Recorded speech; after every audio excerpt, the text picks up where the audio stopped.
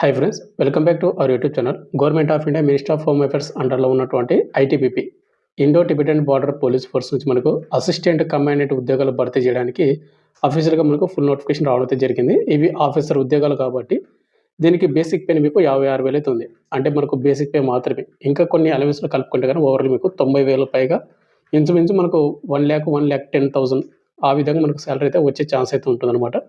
And ఈ నోటిఫికేషన్కి Andhra and Telangana ఉన్నటువంటి మేల్ అండ్ ఫీమేల్ ఇద్దరు కూడా అప్లై చేసుకోవచ్చు.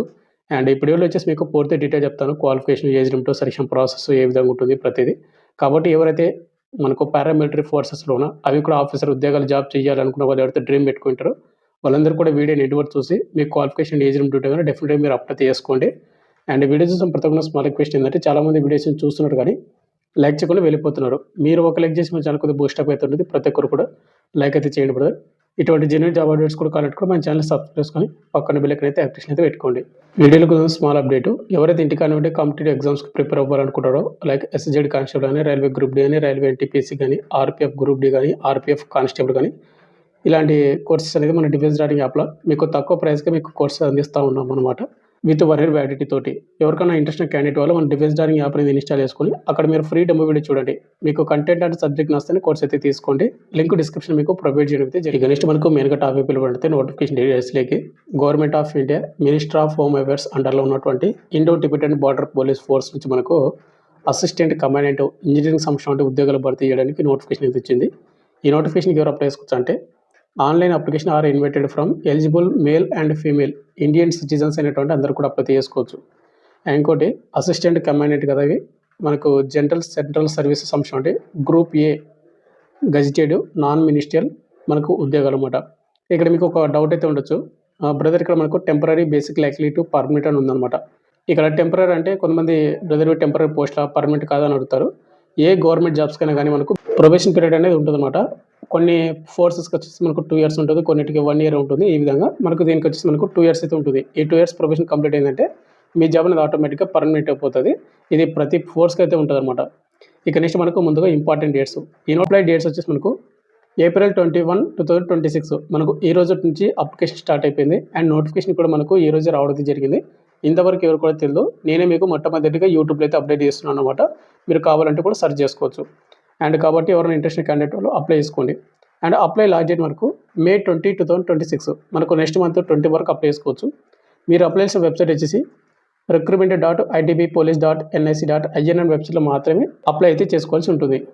ఇక నెక్స్ట్ మనకు పే స్కేల్ అండ్ అదర్ అలవెన్స్లు చూసుకుంటే ఈ నోటిఫికేషన్కి ఎవరైతే అప్లై చేసుకొని సెలెక్ట్ అవుతారో వాళ్ళకు బేసిక్ లెవెల్ మీకు లెవెల్ 10 కింద మీకు 56,100 నుండి 1,77,500 వరకు మనకు 7th CPC కింద మనకు రావడం అయితే జరుగుతూ ఉంది.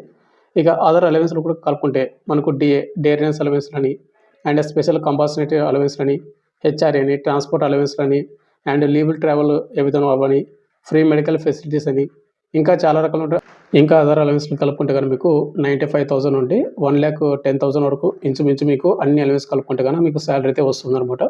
ఇవి మంచి శాలరీ ఉన్నటువంటి ఆఫీసర్ ఎవరు ఉద్యోగాలు కాబట్టి మీరు 80% కూడా మిస్ అయితే చేసుకోద్దండి. ఏపీ అండ్ తెలంగాణ ఉన్నటువంటి మేల్ అండ్ ఫీమేల్.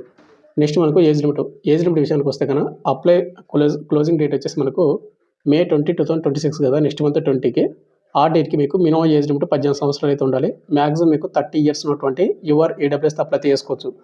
ఇక SC ST వాళ్ళైతే కన్నా 35, ఓబీసీ క్యాండిడేట్ వాళ్ళైతే కన్నా 33 వరకు అప్లై చేసుకునే ఛాన్స్ అయితే ఉంటుంది.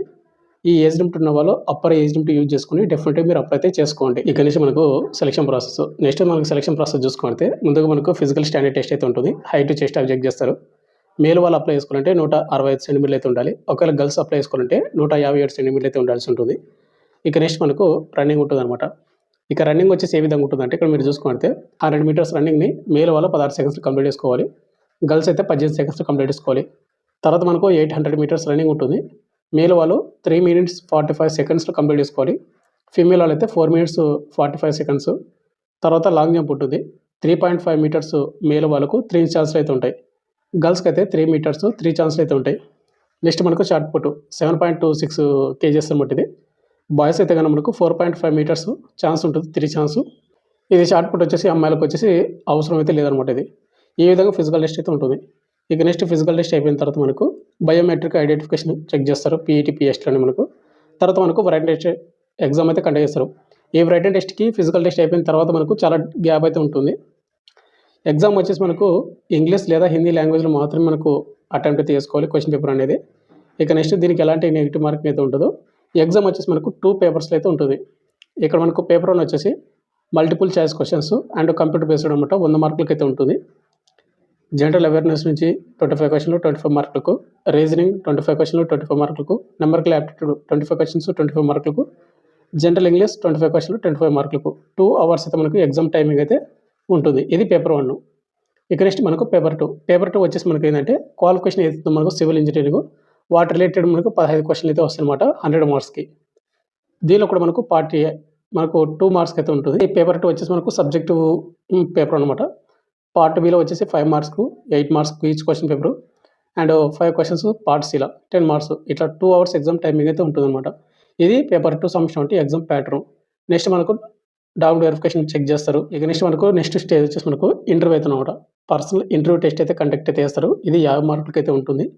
ఇక్కడ వచ్చేసి మనకు ఏ విధంగా ఉంటుందని మీరు ఒకసారి చెక్ చేసుకోవచ్చు.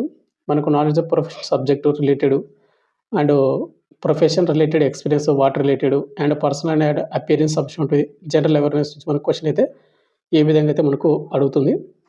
ఇక అదేవిధంగా మీకు స్పోర్ట్స్ సర్టిఫికేట్స్ ఉన్నా లేకుంటే ఎన్‌సీసీ సర్టిఫికేట్ ఉన్నా వాటికి రిలేటెడ్ కూడా సర్టిఫికేట్ యాడ్ అవుతాయి. తర్వాత మనకు మెరిట్ లిస్ట్ రిలీజ్ చేసి మెడికల్ టెస్ట్‌కి అయితే పిలుస్తారు. మెడికల్ టెస్ట్ అయిపోయిన తర్వాత ఫైనల్ మెరిట్ లిస్ట్ ఉంటుంది. ఈ ఫైనల్ మెరిట్ లిస్ట్ మన పేరు ఉందంటే మనకు జాబ్ అనేది ఇవ్వడం అయితే జరుగుతుందన్నమాట. ఇక నెక్స్ట్ మనకు వేకెన్సీ డీటెయిల్స్. ఈ నోటిఫికేషన్ మనకు ఓవరాల్‌గా అసిస్టెంట్ కమాండెంట్ ఇంజనీరింగ్ వచ్చేసి 6 వేకెన్సీ భర్తీ చేస్తున్నారు. యూఆర్ వాళ్ళకు 4, ఓబీసీలకు 1 అండ్ ఎస్టీ క్యాండిడేట్ వాళ్ళకు 1 వేకెన్సీ. ఇక్కడ ఎస్సీ వాళ్ళకి కానీ ఈడబ్ల్యూఎస్ వాళ్ళకి కానీ పోస్ట్ అయితే లేవు. బట్ మీకు మీ కేటగిరీలో వేకెన్సీస్ ఉంటే కనుక మీరు కంపల్సరీగా యూఆర్ క్యాండిడేట్లో మీరు అప్లై అయితే చేసుకోవచ్చు. ఇక నెక్స్ట్ ఎలిజిబిలిటీ కండిషన్స్లో మనకు ఎడ్యుకేషన్ క్వాలిఫికేషన్. ఈ నోటిఫికేషన్కి అప్లై చేసుకోవాలంటే కనుక మీరు మనకు సివిల్ ఇంజనీరింగ్లో మీరు ఎవరైతే బ్యాచిలర్ డిగ్రీ కానీ ఎవరైతే కంప్లీట్ చేసుకుంటారో బీటెక్ కానీ ఎవరైతే చేసి ఉంటారో వాళ్ళు అప్లై అయితే చేసుకోవచ్చు. ఇక దీనికి ఎలాంటి ఎక్స్పీరియన్స్ కానీ ఎలాంటి గేట్ ఎగ్జామ్ స్కోర్ కానీ ఏది కూడా అవసరం అయితే లేదు. డిగ్రీ సివిల్ ఇంజనీరింగ్ విభాగంలో మీరు డిగ్రీ కానీ బీటెక్ కానీ చేసినటువంటి వాళ్ళు డెఫినెట్గా మీరు అప్లై చేసుకునే ఛాన్స్ అయితే ఉంటుందన్నమాట. ఇక నెక్స్ట్ అప్లికేషన్ ఫీజు. ఈ నోటిఫికేషన్కి అప్లై చేసుకోవాలంటే కనుక జనరల్ ఈడబ్ల్యూఎస్ ఓబీసీ క్యాండిడేట్ వాళ్ళకు ₹400 మీరు పేమెంట్ అయితే చేయాల్సి ఉంటుందన్నమాట. ఇక రిమైనింగ్ క్యాండిడేట్ వాళ్ళు ఎవరుతున్నారో ఎస్సీ ఎస్టీ అండ్ ఎక్సర్సల్ క్యాండిడేట్ వాళ్ళు అదేవిధంగా ఫీమేల్ క్యాండిడేట్ వాళ్ళు ఎలాంటి అప్లికేషన్ ఫీజు అయితే చెల్లించాల్సినటువంటి అవసరం అయితే లేదు. ఇక రిమైనింగ్ క్యాండిడేట్ వాళ్ళు మాత్రమే యూఆర్ ఈడబ్ల్యూఎస్ ఓబీసీ అది కూడా బాయ్స్ మాత్రమే ₹400. ఇక్కడ మీకు పేమెంట్ ఫీజు అనేది ఎక్కువ ఉంది కాబట్టి ఎవరికైతే జాబ్ కావాలి కంపల్సరీ జాబ్ క్రాక్ చేయగలను అనుకున్న వాళ్ళు మాత్రమే ఈ పేమెంట్ చేసుకుని ప్రిపేర్ అవ్వండి. ప్రతి ఒక్కరికి ఆల్ ది బెస్ట్. ఇక ఫైనల్గా వచ్చేసింది బ్రదర్ మనకు ఐటీపీపీ నుంచి మనకు అసిస్టెంట్ కమాండెంట్ మనకు ఆఫీసర్ లెవెల్ ఉద్యోగాలు భర్తీ చేయడానికి ఆఫీసర్గా నోటిఫికేషన్ వచ్చింది. మీకు పూర్తి డీటెయిల్స్ చెప్పాను అనుకుంటున్నాను. మీకు ఇంకేమైనా డౌట్ కింద కాంప్లీట్ చేయండి బ్రదర్. మళ్ళీ చెప్తున్నాను, ఇవి వచ్చేసి మనకు ఎలాంటి టెంపరీ ఉద్యోగాలు అయితే కాదు. ఇవన్నీ కూడా మనకు పర్మనెంట్ గ్రూప్ ఏ కేడర్ సంస్థ ఆఫీసర్ ఉద్యోగాలు. ఎవరైతే జాబ్ సెలెక్ట్ అవుతారో వాళ్ళకు 95,000 నుండి మనకు 1,10,000 వరకు శాలరీ అయితే వచ్చే ఛాన్స్ అయితే ఉంటుంది. మంచి శాలరీ ఇచ్చే ఆఫీసర్ ఉద్యోగాలు పారామిలిటరీలోన. కాబట్టి మిస్ అవుద్దండి. Thank you.